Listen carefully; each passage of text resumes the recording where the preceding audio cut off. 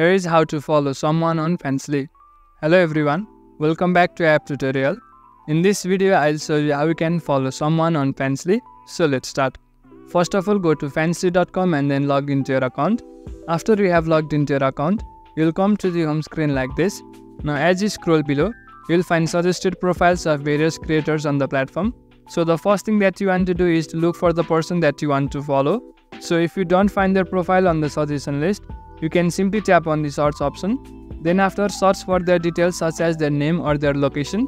After you search for their name, you'll find all the profiles with the matching details. So search the person that you are looking for. After you have found the person, tap on their name. Then after, it will take you to their profile. Now if you want to follow them, you can simply tap on this follow option. As you do that, you will start following that particular creator. So in this way, you can easily follow someone on Fancily. That's it for the video.